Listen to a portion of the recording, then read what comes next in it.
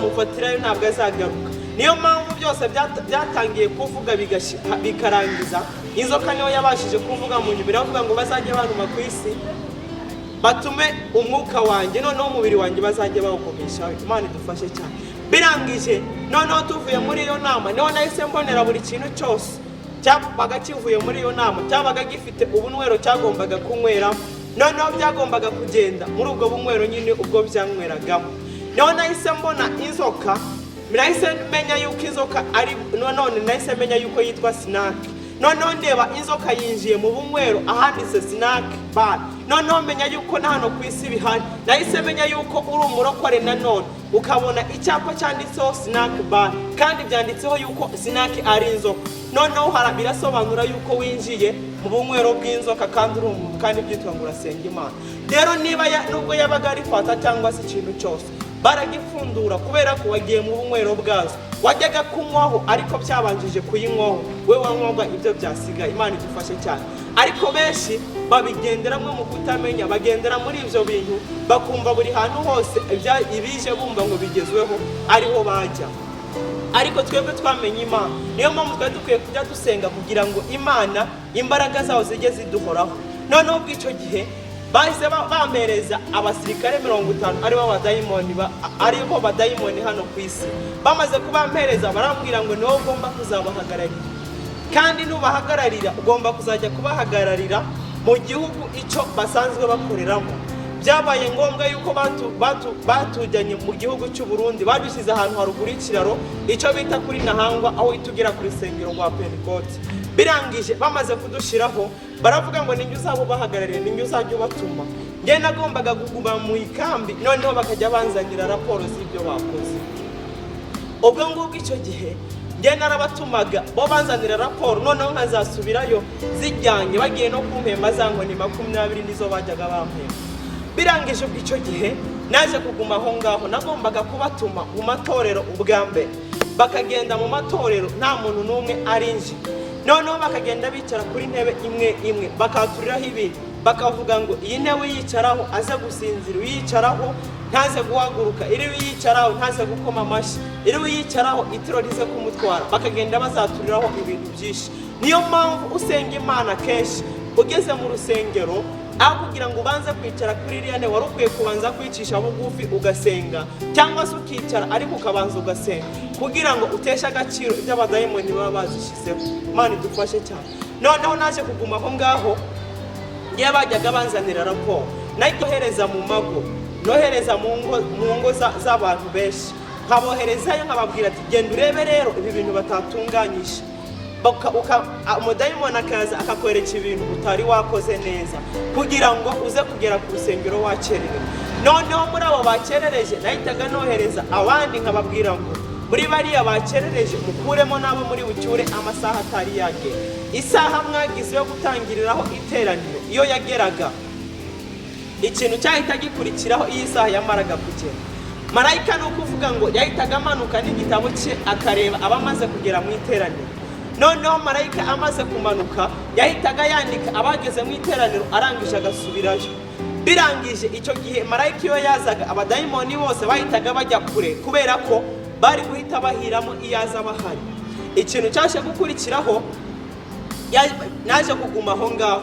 Noneho abo ngabo babaga baje bakererewe twakuramo abo tugomba gutahana kare bagataha amasaha atari yagera. Noneho umaze gutaha amasaha atari yagera marayika nanone yaragaruka akareba barangije iteraniro.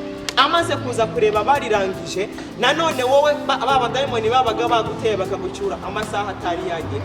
Niyo mpamvu akenshi twaje imbere baraburaga ukuntu bagusohora, barangije bakanyura nko ku muntu yibereye mu rugo afite telefone, noneho bakaguhamagara kugira ngo muhane gahunda uhite ugenda amasaha atageze.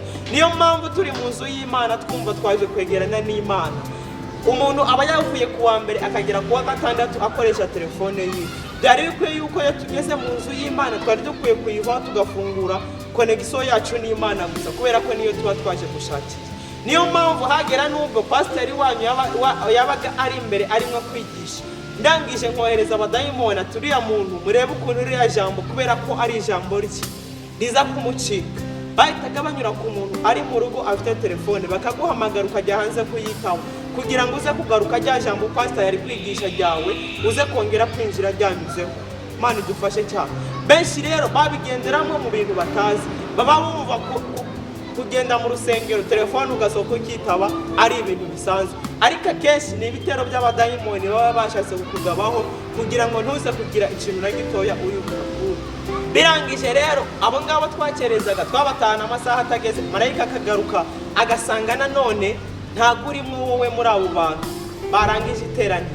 Nanone yandikaga abarangije iteraniro, ni ukuvuga ngo we ntabwo uri mu batangiye iteraniro, nta n'ubwo uri mu barirangije. Bo bahitaga bavuga ngo uri mayibobo, ukomeza uzenguruka mu batangira nturimo no mu barangiza nturimo. Imana idufashe cyane. Niyo mpamvu icyo gihe igitabo cyo mu ijuru ntabwo bazi niba usenga, uragenda gusa ngiye gusenga. Hari abagenda gusenga ngo kugira ngo abantu babarebe, cyangwa se akagenda gusenga agiye kwerekana umwenda mushyashya, cyangwa se akajya gusenga avuga ati ntagiye pasiteri ntabwo namukira, bakagendera kuri ibyo, ariko bakagenda batavuga ngo bakurikiye Imana. Niyo mpamvu twebwe twamenye Imana, tujye tujya gusenga tuzi icyo dukurikiye, tuzi ko dukurikiye Imana yacu. Ariko benshi hari abagenda kubw'abantu. Niyo mpamvu navuze ngo mu murimo w'Imana hari abihamagara, hari n'abahamagarwa n'abantu, hari n'ab'Imana ihamagara. Ni ukuvuga ngo nimujya mwumva abantu benshi bashyira imbere ibindi mu butumwa bw'Imana, bagashyira imbere amafaranga n'ibiki byose, muzamenye ko abo ngabo bihamagawe cyangwa se bahamagawe n'abantu. Rero benshi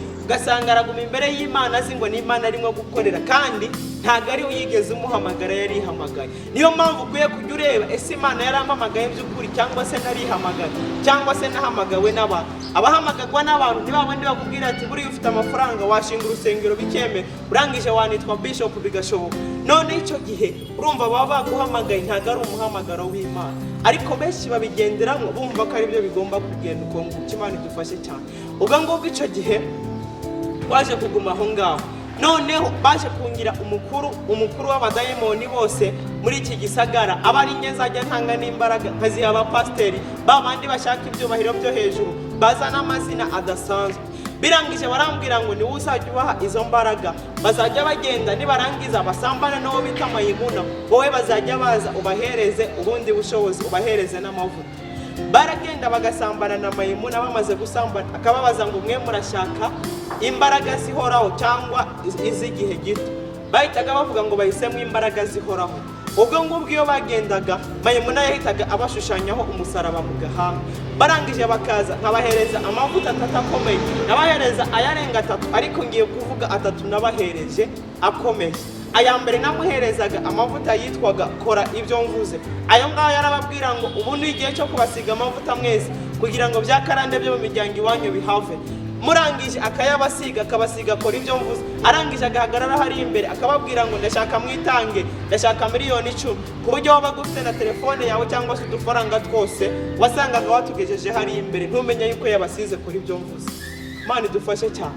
Benshi rero bakabigenderamo bumva ko ariko bigomba kumera. Benshi bagenda batega imitwe ngo bayishyireho amavuta. Icyambere ari amavuta barimo kugusiga ntabwo uzayari. Twe tumenyereye ko amavuta bayagusiga bagushyira ku rundi rwego, niba wari mwarimu cyangwa se bakakwimikira kuba umushumba. Ariko benshi baragenda bakababwira ngo aya mavuta nituyagusiga byakarande biri bukuveho, cyangwa se ibintu bitandukanye. Ariko ibintu bizagukuraho byakarande byose, icyambere no gukizwa neza kubera kuzawakira Yesu umwami n'umukiza mu buzima bwawe. Ibyo byose niho bizagenda bikuvaho. Ariko ibindi bababwira ngo turagusiga amavuta bite bikuvaho, ari ya mavuta yo ntagakomeye, nawe wagenda ubwawe ukayigurira. Benshi rero ayo ngayo bagura atandukanye nayo twabahaga. Ni ukuvuga ngo andi mavuta ya kabiri ayo twamuherezaga yari ayo bitaga karondozi. Mwese yarababwira ngo agomba kubasiga amavuta, arangije agatangira akababwira ibyanyu byose mukagira ngo ni Imana ibimwereze, kandi ni ya mavuta yabasize kugira ngo abadayimoni baze kubimwereka byose. Arangije agatangira kukubwira byose. Abo ngabo ikintu kizabakubwira azaguhanurira, aguhanurire n'ibintu nawe usanzwe uzi, ariko azakubwira ngo kugira ngo bikuveho uratanga amafaranga ngana nk'uko. Benshi rero abingibi babizanye ibi by'agakiza barimo kubikoresha nka business. Abo ngabo rero ntuzagenda ubamenyera, uzamenya yuko ari business batangiye kubikoresha. Niyo mpamvu twebwe dusenga Imana, niba twarabijemo by'ukuri ntabwo dukwiye kumva yuko hari ikindi kintu yuko kuvuga ubutumwa twabicisha amafaranga. Abo ngabo bakavuga ati twabaye ba bishop, nibo batangira kwihimbira amazina atigeze anabaho. Kandi abo ngabo muri abo ngabo nibo badatanguranywa n'ibyubahiro. Kandi cyavanye Satani mu ijuru yaravuze ngo ngiye kuzafata intebe yanjye nyishyire hejuru y'Imana isumba byose, n'indangije nanjye zitwa Imana isumba byose. Rero icyamuvanye mu ijuru nico. Niyo mpamvu nabo barashaka kwambura icyubahiro Imana, akaba aribo bakigira. Abo ngabo nibatangwa no kugira abaprotokole benshi batwaza ibitabo n'amatelefone bagenda baprotokoye hose, ariko bafashe icyubahiro bacyambura Imana, barangije byose barabyishira. Imana idufashe cyane. Rero benshi muzagenda mubamenyera kuri ibyo ngibyo. Benshi azagusengera, kandi buriya umuntu arimo kugusengera aguhereza ibyo afite. Nakurambikaho ikiganza afite imyuka mibi y'abadayimoni, niyo azagushiramo kubera ko niyo azaba afite. Rero muri iki gihe mujye muba amaso musenge kugira ngo mutazagenda muhura nabo ngabo. Nibo kandi muzagenda musanga bamwe ari ab'ibinyoma bakubwira ibintu ukazagenda uzi ngo n'Imana yavuganye nawe, ariko ntibizashoboke.